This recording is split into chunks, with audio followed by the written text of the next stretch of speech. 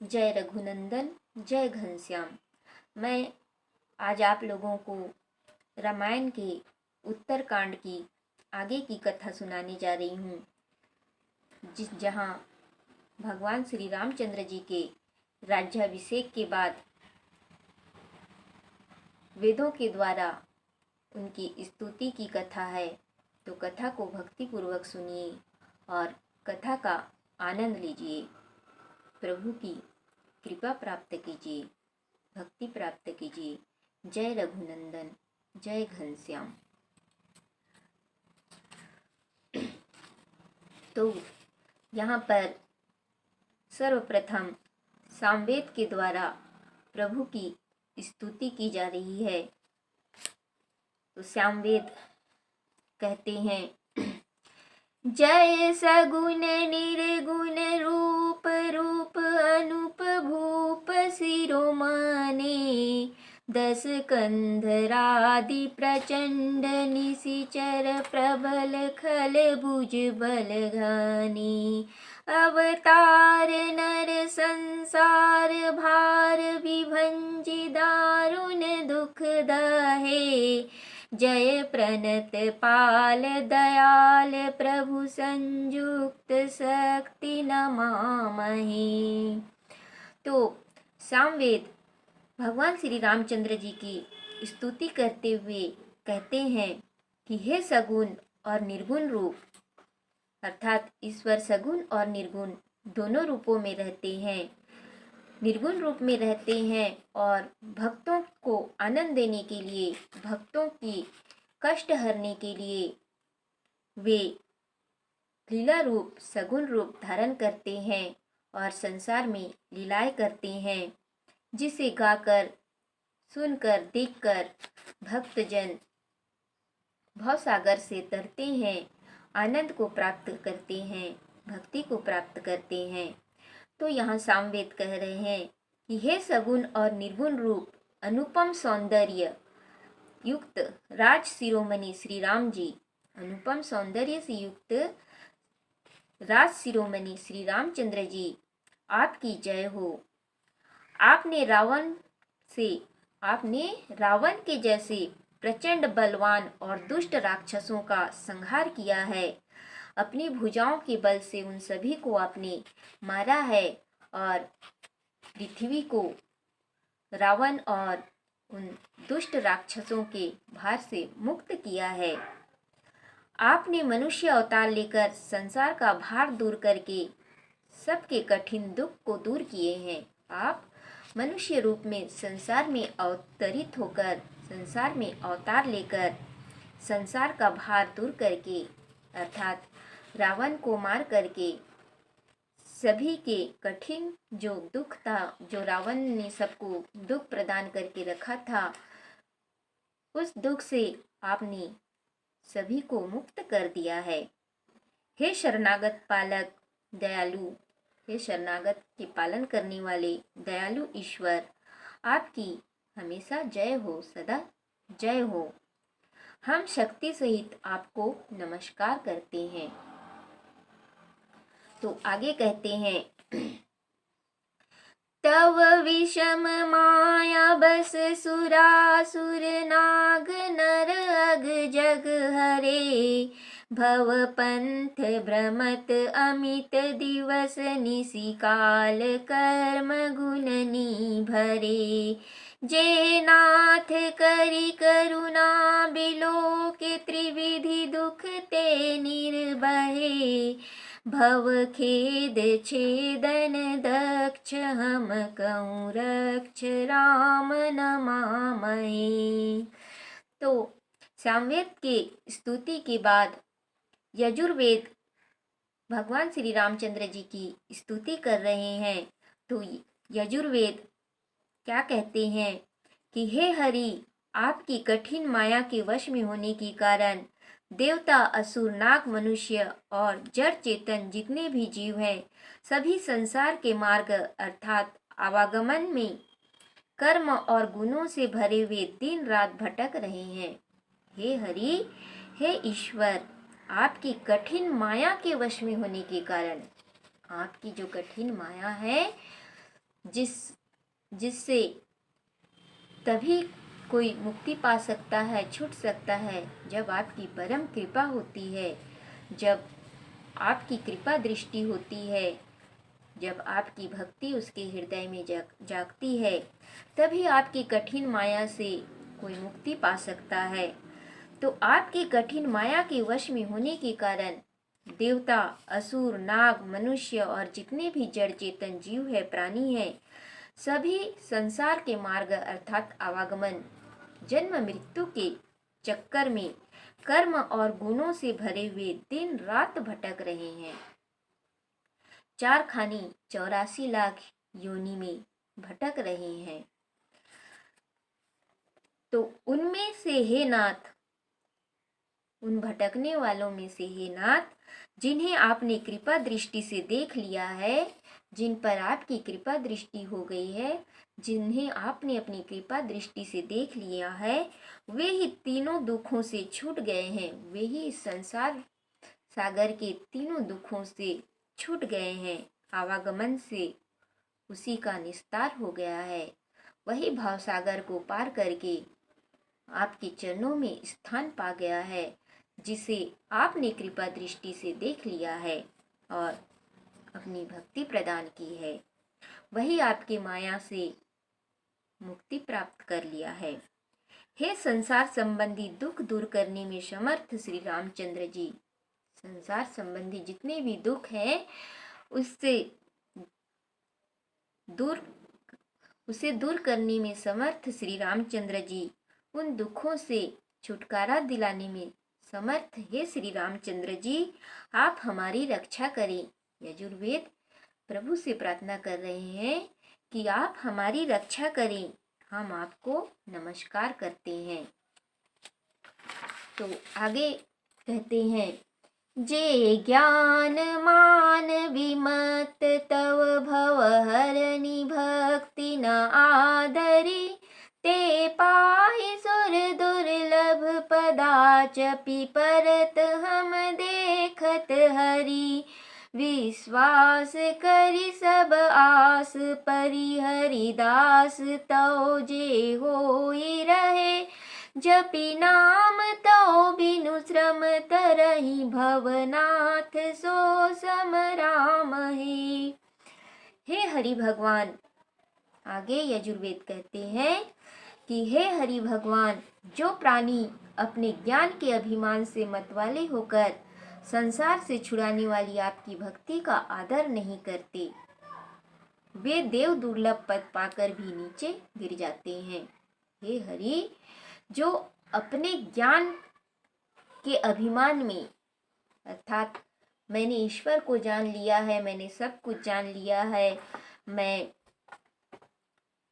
सारे वेद पुराणों का ज्ञान रखता हूँ, सब कुछ का मैंने पठन कर लिया है, मैं बहुत ज्ञानी हूँ, मैं ईश्वर के रूपों को जान लिया हूँ।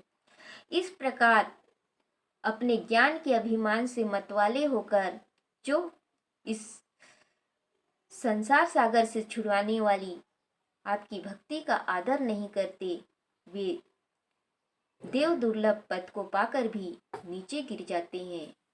अर्थात भक्ति के बिना कोई मुक्ति नहीं पा सकता, श्री हरि की कृपा नहीं पा सकता। ज्ञान के अभिमान में भटकते ही रहते हैं। तो इसीलिए जो वास्तव में ज्ञानी हैं, वे अपने ज्ञान के अभिमान को त्याग कर हमेशा प्रभु के शरण में पड़े रहते हैं। अपने आप को अबोध शिशु और ईश्वर को माता के समान मानकर ईश्वर के आश्रित रहते हैं। अपने ज्ञान का अभिमान कभी नहीं करते, हमेशा प्रभु के आगे कर जोड़े खड़े रहते हैं और हमेशा प्रभु से उनकी प्रीति भक्ति की, उनकी दया की, करुणा की याचना करते रहते हैं। वही संसार में सच्चा ज्ञानी है, जो सब कुछ छोड़कर ज्ञान का अभिमान छोड़कर हमेशा कर जोड़े प्रभु के आगे खड़े रहते हैं, नतमस्तक रहते हैं, प्रभु के आश्रय रहते हैं, अपने आप को प्रभु के शरण में सौंप देते हैं, अपना सारा भार प्रभु को सौंप देते हैं, प्रभु के ऊपर अपना सारा भार छोड़ देते हैं, अपना सर्वस्व प्रभु को न्यौछावर करके हमेशा प्रभु के दास बन के रहते हैं। वही संसार सागर से हमेशा तरे रहते हैं। वे संसार में रहते हुए भी संसार से परे हमेशा प्रभु के श्री चरणों में प्रभु की कृपा पात्र बनकर रहते हैं। तो यहाँ यजुर्वेद प्रार्थना करते हुए कहते हैं कि हे हरि भगवान, जो प्राणी अपने ज्ञान के अभिमान से मतवाले होकर संसार से छुड़ाने वाले आपकी भक्ति का आदर नहीं करते, वे देव दुर्लभ पद को पाकर भी नीचे गिर जाते हैं। तो आपका विश्वास करके सब आशाओं को छोड़कर आपके दास होकर जो रहते हैं, वे आपके नाम को जप कर बिना परिश्रम के ही संसार सागर से पार हो जाते हैं, संसार सागर को तर जाते हैं। जो आप पर विश्वास करके अपने ज्ञान का अभिमान नहीं बल्कि आप पर विश्वास करके जो सब आशाओं को छोड़कर, अर्थात सभी की सभी प्रकार की आशा को छोड़कर आपके दास होकर रहते हैं, वे आपके नाम को जप कर बिना परिश्रम ही संसार सागर से तर जाते हैं। अर्थात यहाँ कहने का मतलब सभी प्रकार की सभी की आशा को छोड़कर जो सिर्फ आप पर विश्वास करके आपकी आशा रखते हैं, आप पर अपना आशा रखते हैं कि आप उनको संसार सागर से पार कर देंगे, आप उन्हें अपने श्री चरणों में हमेशा रखेंगे। ऐसे जो भक्त हैं वे आपके नाम को जप कर इस संसार सागर से बिना परिश्रम के ही तर जाते हैं। हे नाथ, ऐसे शरणागत वत्सल, ऐसे भक्त वत्सल आपको हम नमस्कार करते हैं। हे दीनों पे दया करने वाले, आपको हम नमस्कार करते हैं। तो आगे यजुर्वेद की स्तुति के बाद अब अथर्ववेद स्तुति करते हैं। तो क्या कहते हैं? जे चरण शिव अज पूज्य रज शुभ परसि मुनि पत्नी तरे, नख निर्गता मुनि बंदिता त्रैलोक पावनी सूर सरी, ध्वज कुलिस अंकुश कंज जुत बन फिरत कंटक कीन लहे, पद कंज द्वंद मुकुंद राम रमेश नित्य भजामहे। तो यजुर्वेद की स्तुति के बाद अथर्ववेद स्तुति करते हैं। तो क्या स्तुति करते हैं? अथर्ववेद कहते हैं, जो चरण शिव जी और ब्रह्मा जी द्वारा पूज्य है, हे त्रिलोक के ईश्वर, हे त्रिलोकपति, आपके जो चरण शिव जी और ब्रह्मा जी द्वारा पूज्य हैं, आपके जिन चरणों की शिव जी और ब्रह्मा जी पूजा करते हैं, वंदना करते हैं, जिन चरणों की पवित्र रज को छूते ही गौतम ऋषि की पत्नी अहिल्या तर गई, जिन चरणों की रज को छूते ही गौतम ऋषि की पत्नी अहिल्या तर गई पत्थर से, फिर अपने मूल रूप को धारण की और अपने पति के लोक को चली गई, जिन चरणों के नख से मुनियों से वंदित और तीनों लोकों को पवित्र करने वाली गंगा बहती है, निकली है, जिन चरणों के नख से मुनियों के द्वारा वंदित और तीनों लोकों को पवित्र करने वाली गंगा जी निकली हैं, और जो चरण ध्वजा वज्र अंकुश व कमल के चिन्हों से युक्त हैं, जिन चरणों में वन में फिरते समय कांटों के गड्ढे पड़ गए हैं, हे मुकुंद, हे राम, हे रमापति, उन्हीं दोनों चरण कमलों की मैं वंदना करता हूँ। उन्हीं दोनों चरण कमलों की हम भजन करते हैं। तो उसके बाद ऋग्वेद स्तुति करते हैं। तो ऋग्वेद क्या कहते हैं? अव्यक्त मूल मनादि तरुत्वच चारि निगमागम भने षट्कंध शाखा पंच बीस अनेक पर्ण सुमन घने फल जुगल विधि कटु मधुर बेली अकेली जही आश्रित रहे पल्वत फुलत नवल नित संसार विटपन मामहे। तो अथर्ववेद की स्तुति के बाद ऋग्वेद स्तुति करते हैं। तो क्या कहते हैं ऋग्वेद कि हे ईश्वर, वेद शास्त्रों ने कहा कि जिनकी जड़ अदृश्य माया है, जिसकी जड़ अदृश्य माया है, जो अनादि है, जिनके 6 तने 25 शाखाएं अनेक पत्ते और बहुत से फूल हैं, जिसके 2 प्रकार के कड़वे और मीठे फल हैं, जिस पर उसी के आश्रित बेली है, अर्थात आप ही के आश्रित बेली लगती है, और जिसमें नित्य नए पत्ते और फूल निकलते रहते हैं, ऐसे संसार रूपी वृक्ष आपको मैं नमस्कार करता हूँ। अर्थात ईश्वर को यहाँ ऋग्वेद संसार रूपी वृक्ष कहे हैं, और संसार रूपी ईश्वर के उस वृक्ष की जो जड़ है वो माया है, और जो अनादि है और जिनके 6 तने हैं, अर्थात वे वृक्ष अनादि है, और जिन उस वृक्ष के 6 तने 25 शाखाएं, ईश्वर रूपी उस वृक्ष के 6 तने हैं, 25 शाखाएं हैं, अनेक पत्ते और बहुत से फूल हैं, और ईश्वर रूपी उस वृक्ष में 2 प्रकार के फल रखते हैं, कड़वा और मीठा, जिस पर उन्हीं के आश्रित बेली है, अर्थात प्रभु रूपी उस वृक्ष में प्रभु की आश्रित ही बेली है, और उस वृक्ष में नित्य नए पत्ते और फूल निकलते रहते हैं। तो ऐसे संसार रूपी वृक्ष का हम वंदना करते हैं, ऐसे संसार रूपी वृक्ष की हम वंदना करते हैं, ऐसे संसार रूपी वृक्ष को हम नमस्कार करते हैं।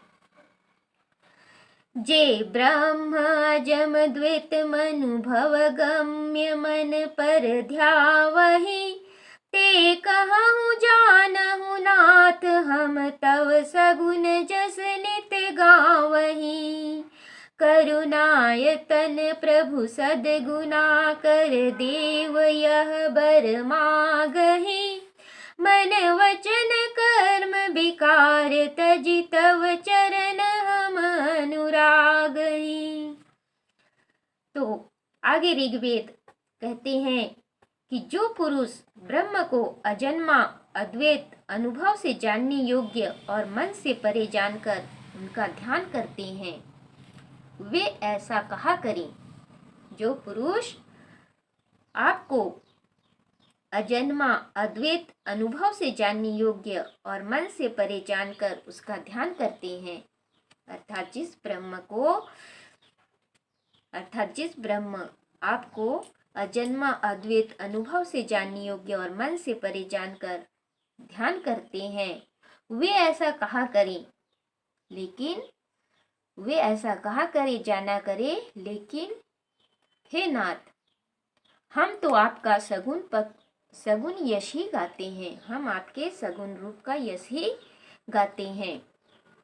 हे करुणा निधि, हे उत्तम गुणों की स्थान प्रभु, हे देव, हम यह मांगते हैं कि मन कर्म और वचन से विकारों को छोड़कर आपके चरणों में हमारा हमेशा प्रेम रहे, हमारा आपके चरणों में प्रेम हो, आपके चरणों में हमें भक्ति प्राप्त रहे। तो इस प्रकार से वेदों के द्वारा प्रभु की स्तुति की जाती है। तो आगे तुलसीदास जी कहते हैं, सबके देखत वेदन विनती कीन्ह उदार, अंतर ध्यान भय पुनि गए ब्रह्मागार। तो सब लोगों को देखते हुए वेदों ने श्री रामचंद्र जी की स्तुति की। फिर वे अंतर ध्यान होकर ब्रह्मलोक को चले गए।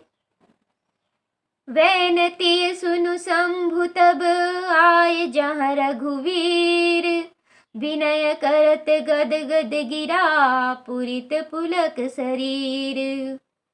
तो यहाँ पर काकभूषुंडी जी गरुड़ जी से कहते हैं कि हे गरुड़ जी सुनिए, वेदों के चले जाने के बाद तब शिव जी वहाँ आए जहाँ श्री रामचंद्र जी थे और पुलकित शरीर होकर गदगद वाणी से उन्होंने फिर प्रभु श्री रामचंद्र जी की स्तुति की। तो शिव जी क्या स्तुति करते हैं, जय राम रमारमणं समनं भवताप भयाकुल पाहि जनम, अवधेश सुरेश रमेश विभु शरणागत मागत पाहि प्रभु, 10 शीस विनाशन 20 भुजा कृत दूरी महामहि भूरि रुजा, रजनी चर वृंद पतंग रहे सर पावक तेज प्रचंड दहे। तो शिव जी प्रभु की स्तुति करते हुए कहते हैं कि हे रमा रमन राम जी, आपकी जय हो। आप संसार के पापों को दूर करने वाले और भय से व्याकुल जनों के रक्षक हैं। आप इस संसार के पापों को दूर करने वाले हैं और भय से जो व्याकुल जन हैं उनके आप रक्षा करने वाले हैं, आप उनके रक्षक हैं। हे अवधपति, हे दया निधान, हे दावाधिपति, हे लक्ष्मीनाथ, समर्थ प्रभु, सब कुछ करने में समर्थ है, सर्व समर्थवान सर्वशक्तिमान प्रभु, मैं शरणागत यही वर मांगता हूँ। तो शिव जी क्या वर मांगते हैं कि मेरी रक्षा कीजिए। हे लक्ष्मीपति, आप मेरी रक्षा कीजिए। आपने 10 शीश और 20 भुजा वाले रावण को मारकर पृथ्वी के भारी रोग को दूर कर दिया। आपने 10 शीश और 20 भुजा वाले रावण को मारकर पृथ्वी का जो भारी रोग था उसको दूर कर दिया। राक्षस रूपी पतंगे आपके बाण रूपी प्रचंड अग्नि के तेज से जलकर भस्म हो गए। इस संसार में जो राक्षस रूपी पतंगे थे वे आपके बाण रूपी प्रचंड अग्नि के तेज से जलकर भस्म हो गए। तो आगे कहते हैं, मही मंडल मंडन चारुतरम धृत सायक चाप निसंग बरम, मद मोह महाममता रजनीतम पुंज दिवाकर तेज अनि, मन जात किरात निपात किए मृग लोग कुभोग सरयन हिए, हति नाथ नाथ निपाहि हरे, विषयावन पावर भूलि परे। तो आगे शिव जी भगवान की स्तुति करते हुए कहते हैं कि आप भूमंडल के अत्यंत सुंदर भूषण हैं। आप इस भूमंडल के सुंदर भूषण हैं, उत्तम धनुष-बाण और तरकश धारण किए हैं। मद मोह ममता रूपी भारी अंधेरी रात के अंधकार समूह को दूर करने के लिए आप ही प्रकाशमय सूर्य हैं। अर्थात इस संसार में जो मद मोह ममता रूपी भारी अंधेरी रात है, उस अंधेरी रात के अंधकार समूह को दूर करने के लिए आप ही प्रकाशवान सूर्य हैं। कामदेव रूपी बहेलिये ने मनुष्य रूपी मृगों के हृदय में कुभोग रूपी बाण मारकर उनको गिरा दिया है। इस संसार में कामदेव रूपी जो बहेलिया है वह मनुष्य रूपी मृगों के हृदय में कुभोग रूपी बाण मारकर उनको गिरा दिया है, उनको काम वासना के वश में करके रखा है, और जिस कारण से वे मनुष्य आपको जान नहीं सकते, पहचान नहीं सकते, आपकी भक्ति को पा नहीं सकते, आपकी कृपा से वंचित हैं। तो हे नाथ, आप उसे नष्ट कर उन अनाथों की रक्षा कीजिए। आप उस कामदेव रूपी बहेलिए को नष्ट कर, जो संसार के मनुष्य में काम वासना को बसा कर रखे हैं, उस कामदेव रूपी बहेलिया को नष्ट कर आप उन अनाथों की रक्षा कीजिए, जो विषय रूपी वन में भूले पड़े हैं, जो संसार के विषय रूपी भौतिक सुख सुविधा में, साधन में भूले पड़े हैं, भटके पड़े हैं। उन दुखियों की, उन मनुष्यों की आप रक्षा कीजिए, उन भटके हुओं की आप रक्षा कीजिए, उनको सन्मार्ग में लाइए, अपने मार्ग में लाइए। तो आगे शिव जी कहते हैं, बहु रोग वियोग निलोग है, भव दंद्र निरादर के फल ये, भव सिंधु अगाध पर नरते, पद पंकज प्रेम न जे करते, अति दीन मलिन दुखी नित ही, जिनके पद पंकज प्रीति नहीं, अवलंब भवंत कथा, जिनके प्रिय संत अनंत सदा तिनके। तो आगे शिव जी कहते हैं, लोग बहुत से रोगों से और वियोगों से मारे हुए हैं। संसार में लोग बहुत से रोगों से और वियोगों से मारे हुए हैं। ये आपके चरणों के निरादर के फल हैं। लोग जो रोगों से और वियोगों से मारे हुए हैं, ये आपके चरणों के निरादर के ही फल हैं। और जो लोग आपके चरणारविंद में प्रेम नहीं करते, वे अगाध संसार सागर में पड़े हैं। जो लोग आपके चरणारविंदों में प्रेम नहीं करते, वे संसार सागर में पड़े हुए हैं। वे लोग नित्य ही अत्यंत दीन मलिन और दुखी रहते हैं। वे लोग संसार में हमेशा दीन मलिन और दुखी रहते हैं, जो आपके चरणारविंदों में प्रीति नहीं करते। जिनको आपकी कथा का ही आश्रय है, उनको संत व भगवान सदा प्यार करते हैं। जिनको सिर्फ आपके कथा का ही आश्रय है, उनको संत और भगवान सदा प्यार करते हैं। नहीं राग न लोभ न मान मदा, तिन्ह के सम वैभवा विपदा, यही ते तव सेवक होते मुदा, मुनि त्यागत जोग भरोस सदा, करी प्रेम निरंतर नेम लिए, पद पंकज सेवत शुद्ध हिये, सममान निरादर आदर ही, सब संत सुखी विचरंति मही। तो शिव जी आगे प्रभु की स्तुति करते हुए कहते हैं कि जो मनुष्य, जो लोग आपके ही कथा के आश्रित रहते हैं, उनको न राग है, न लोभ है, न घमंड है और न ही मद है।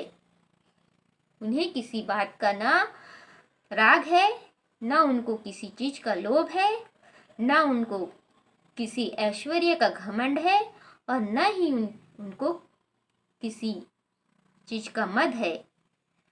ऐश्वर्य अथवा विपत्ति उनके लिए एक समान है। उनके लिए ऐश्वर्य और विपत्ति एक समान है। इसी से मुनिजन सदा योग का भरोसा छोड़ देते हैं। इसी से मुनिजन जो है हमेशा योग का भरोसा छोड़कर प्रसन्नता पूर्वक आपके सेवक हो जाते हैं। मुनिजन योग करना छोड़ के आपका सेवक हो जाते हैं, आपकी चरणों की सेवा करते हैं, आपका दास हो जाते हैं, आपके शरण में आ जाते हैं, आपके शरण में पड़े रहते हैं, आपके भक्ति के आश्रित रहते हैं। जो निरंतर नियम पूर्वक प्रेम करके शुद्ध हृदय से आपके चरणारविंदों की सेवा करते हैं, तथा आदर और निरादर को समान मानते हैं, ऐसे सब संत सुखी होकर पृथ्वी पर विचरते हैं। जो निरंतर नियम पूर्वक प्रेम करके शुद्ध हृदय से आपके चरणारविंदों की सेवा करते हैं, सारे ज्ञान का अभिमान छोड़कर आपका भजन करते हैं, आपके चरणों की सेवा करते हैं तथा वे जो है आदर और निरादर को समान मानते हैं, ऐसे सब संत जन सुखी होकर इस संसार में विचरते हैं। उन्हें किसी बात का न शोक है, न दुख है, न ताप है। तो आगे शिव जी कहते हैं, मुनि मानस पंकज भृंग भज रघुवीर महारन धीर अजय तव नाम जपामि नमामि हरि भव रोग महागद मान हरि गुणशील कृपा परमायतनं प्रणमामि निरंतर श्रीरमणं रघुनंदनि कंदय द्वंद्व घनम महिपाल विलोकय दीन जनम। तो ऐसे मुनिजनों के मन रूपी कमलों के भौरा, ऐसे मुनिजनों के मन रूपी कमल में विचरण करने वाले, विहार करने वाले भौरा, हे महारणधीर और अजय श्री रघुवीर जी, मैं आपका नाम जपता हूँ और आपको नमस्कार करता हूँ। आप संसार रूपी रोग की महाऔषधि हैं और अभिमान के शत्रु हैं।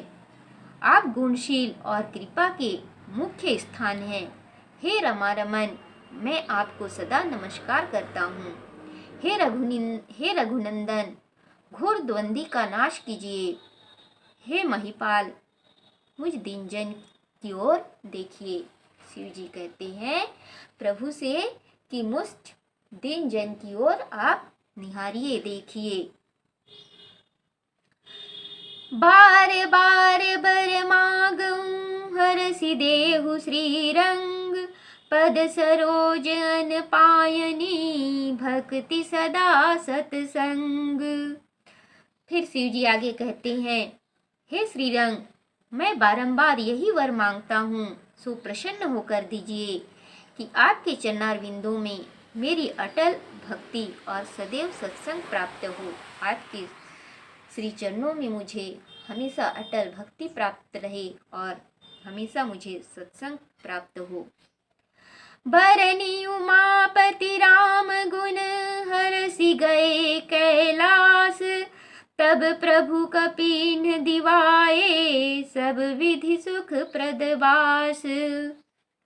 तो इस प्रकार से शिव जी श्री रामचंद्र जी के गुण वर्णन करके आनंद पूर्वक कैलाश को चले गए। तब प्रभु ने वानरों को सब प्रकार से सुख देने वाले डेरे दिलवाए। सुनु खगपति यह कथा पावनी त्रिविध ताप भव भय दावनी। महाराज कर शुभ अभिषेका सुनत लहहि नर वीरति विवेका। तो काकभुशुंडी जी गरुड़ जी से कहते हैं कि हे गरुड़ जी, सुनिए, यह जो कथा है राम जी के राज्याभिषेक की, यह कथा पवित्र करने वाली और तापों को एवं भव भय का नाश करने वाली है। महाराज श्री रामचंद्र जी के मंगलदायक राज्याभिषेक की कथा सुनते ही मनुष्य वैराग्य ज्ञान को प्राप्त होते हैं। जो मनुष्य मंगलदायक प्रभु श्री रामचंद्र जी के राज्याभिषेक की कथा को सुनते हैं, वे मनुष्य वैराग्य और ज्ञान को प्राप्त करते हैं। ज्ञान अर्थात प्रभु को पहचानते हैं, प्रभु को जानते हैं और प्रभु को जानकर प्रभु की भक्ति प्राप्त करते हैं। वही संसार में सच्चा ज्ञानी है, जो सब कुछ त्याग कर, सब आसरा छोड़कर, अपना अभिमान छोड़कर प्रभु के शरण में चले जाते हैं और प्रभु से उनकी भक्ति की मांग करते हैं। प्रभु के प्रेमानंद में पागल होकर झूमते हैं, नाचते हैं। प्रभु को अपना स्वामी और स्वयं को अपना सेवक मानकर नित्य प्रभु की सेवा करते हैं। अबोध बच्चे की तरह